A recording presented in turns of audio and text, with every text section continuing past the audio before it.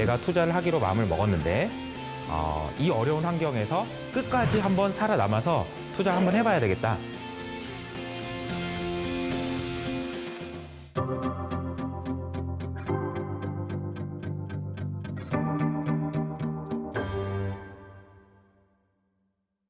자, 이제 우리 강의도 후반부로 접어들었습니다. 자, 후반부의 시작을 제가 기후로 시작을 하게 했는데요. 우리가 투자에 대한 이야기를 하고 어떻게 하면은 생존해서 투자하면서 살아갈 수 있느냐 이런 이야기를 하다가 갑자기 왜 기후 이야기를 하지? 라고 이렇게 질문을 하실 수가 있을 것 같은데요. 제가 생각할 때 기후가 가장 중요한 문제라고 생각했기 때문입니다. 어떤 의미에서 중요한 거냐도 중요하잖아요.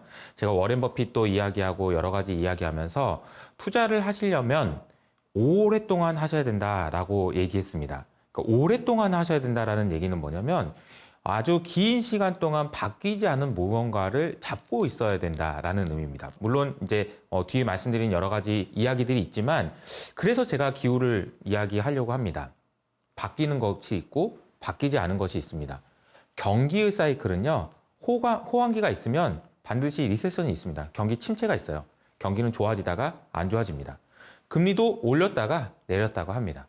연준도 부양책을 썼다가 다시 긴축을 합니다. 모든 것은 바뀝니다. 하지만 바뀌지 않는 게 있는데 기후 문제는 바뀌지 않습니다. 지구는 점점 더 인간이 살기 힘들어지는 곳으로 바뀐다. 이 사실 자체는 바뀌지 않는다는 거죠. 그리고 이것은 사이클이 없었습니다. 지금 우리가 인류가 시작된 이후로 단 어떤 좋아지고 안 좋아지고가 아니고요. 산업혁명 이후로 지금까지 그리고 앞으로 우리가 보게 될 세상이 끝나는 그 시점까지 계속해서 이어질 수 있는 거 딱 하나만 골라라 라고 하면 기후 문제가 빠질 수가 없다는 거죠. 매우 긴 사이클 동안 이어질 거기 때문에 이 기후 문제를 이해하는 것이 투자를 하는데도 당연히 중요할 수밖에 없다. 이렇게 말씀드릴 수가 있을 것 같아요.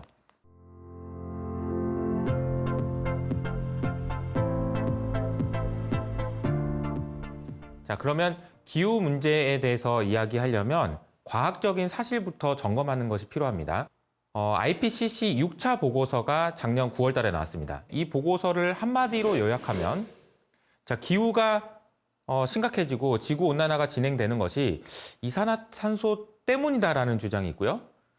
그거 이산화탄소 때문이 아니다라는 주장이 있는데 이산화탄소 때문이 아니다라는 모든 주장이 이제 완전히 기각됐다라고 말씀드릴 수 있을 것 같습니다. 다시 말하면 이산화탄소 때문에 지구가 뜨거워지고 있고 이 뜨거워지고 있는 현상은 인간 때문이다라는 것을 거의 확정적으로 사실 이제 과학이라는 것은 확정적이라는 건 없어요. 하지만 과학에서 말할 수 있는 가장 높은 신뢰도로 이 기후 문제는 인류 때문이고 이산화탄소 배출을 줄이지 않으면 더 심각해진다라고 결론이 났다는 거죠. 자, 그러면 이 상황이 얼마나 심각한지를 숫자로 좀 점검해 보는 시간을 가져보도록 하겠습니다. 이를 위해서 2019년에 유엔에서 우리가 기후 문제를 해결하기 위해서 이런 것들을 해보자라고 했던 다짐에서 나왔던 숫자 4가지를 가지고 이제 이야기를 전개해 보려고 하는데요. 첫 번째는 산업혁명 이후로 지구의 온도가 1.5도씨까지 올라가는 거는 막아야 됩니다. 이러니 저러니 해도 지금 현재 1도씨까지 올라왔는데 1.5도까지 올라가는 거는 막아야 된다라는 것이 첫 번째고요. 두 번째 문제는 그렇게 하기 위해서는 우리가 2030년까지 인류가 배출하게 되는 이산화탄소의 규모가 약 56기가톤인데 이걸 한 절반 정도는 줄여야 됩니다. 라고 하면서 25기가톤 정도를 우리가 열심히 줄여봅시다. 2030년까지 라고 얘기를 한 겁니다. 그러면 2019년부터 앞으로 2030년까지 10여 년 동안 우리는 매년 7.5%씩은 줄여야 그래야 25기가톤을 줄일 수 있습니다. 라고 이야기를 했습니다. 2019년이면 벌써 3년 전이네요. 그럼 3년 전에 비해서 우리는 이산화탄소를 얼마나 줄였을까요? 라고 생각해보면 그에 앞서서 2020년 코로나 시대에 우리가 매우 중요한 하지만 의도하진 않았지만 매우 중요한 실험을 하나 했는데 이게 바로 우리가 이산화탄소를 어떻게 얼마나 줄일 수 있느냐 이런 실험이죠. 예를 들자면 코로나 때문에 사람들이 재택근무를 했습니다. 차를 덜 타고 다녔죠. 코로나 때문에 해외여행을 안 갔습니다. 비행기도 안 탔죠. 그리고 경제가 위축되면서 공장의 가동률도 낮아졌습니다. 그리고 경제 성장률도 크게 둔화됐죠. 이 정도 했으면은 얼마나 줄었을까요? 라는 그런 궁금증이 있었는데 때마침 의도하지 않은 실험이 됐다라는 거죠. 코로나 정도의 경제적 충격 그리고 이런 사람들의 행동 패턴의 변화를 통해서 이산화탄소는 약 11% 줄었습니다. 물론 2021년에는 그 이상 늘었기 때문에 다시 원상태로 복귀되긴 했습니다만 코로나라는 사태를 통해서 우리가 알 수 있었던 교훈은 뭐냐면 이산화탄소를 줄이는 게 이게 쉽지 않구나라는 거죠. 자, 앞서 설명드렸던 숫자 중에서 7.5%라는 숫자를 다시 생각해 볼까요? 2019년부터 12년, 1년 동안 우리가 줄이게 되면 7%, 7.6%씩 줄이면 된다라고 했는데 우리가 그동안 안 줄였잖아요. 이 숫자는 더 높아집니다. 그래서 어쩌면 2022년 올해도 많이 못 줄일 것 같기 때문에 우리가 줄여야 되는 그 비중은 더 늘어날 텐데 11%도 이렇게 힘들다면 과연 우리가 25기가톤이라는 이산화탄소를 2030년까지 줄일 수 있을까요? 상당히 큰 의구심이 가는 이야기입니다. 그런데 여기서 한 가지만 더 말씀드리려고 하는데요. 자, 25기가톤이라는 숫자를 하나 기억해 보시고요. 우리가 왜 1.5도씨를 넘어가면 안 된다고 이야기하는지에 대한 설명을 드려보도록 하겠습니다.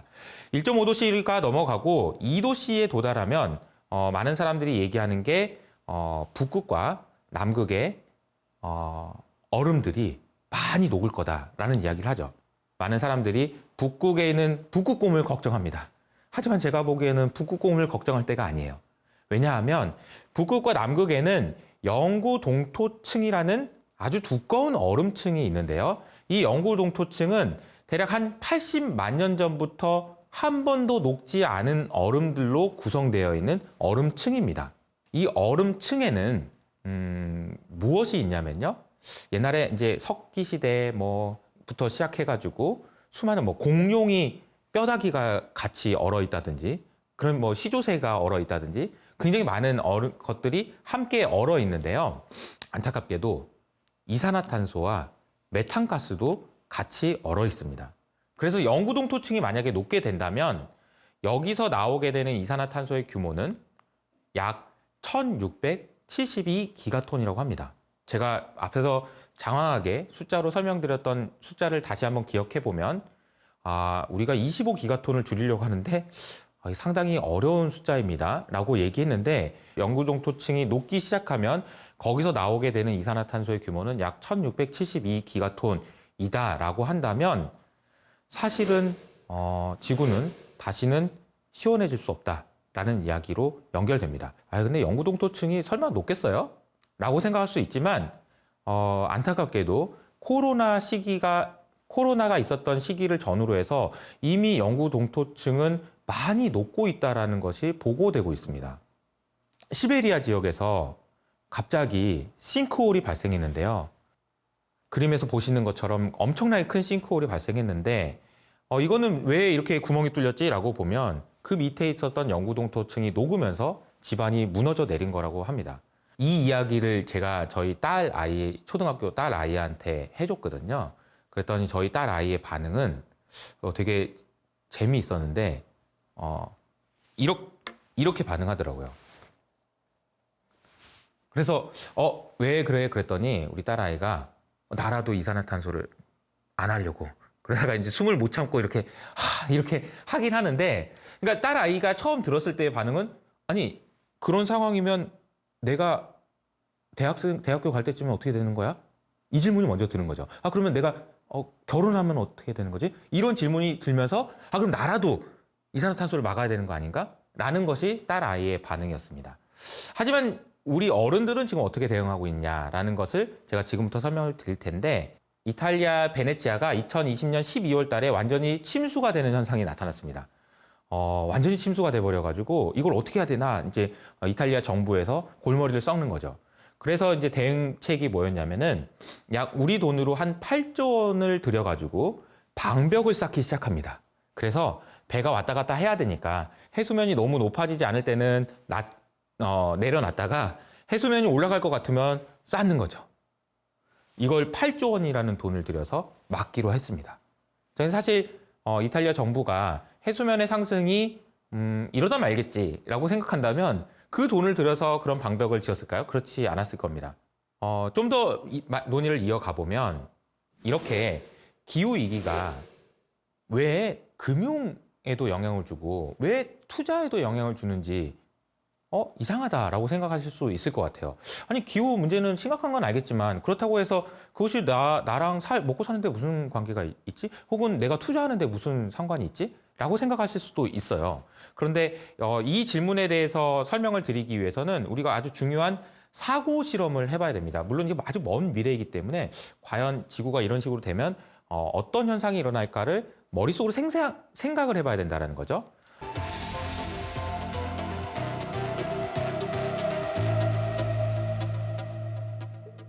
그 상상을 해보기 위해서 아주 중요한 그러니까 중요한 단서를 제공한 것이 마이애미에 있었던 사건인데요. 마이애미에 있었던 콘도가 갑자기 뜬금없이 무너져 내리는 사태가 일어났습니다.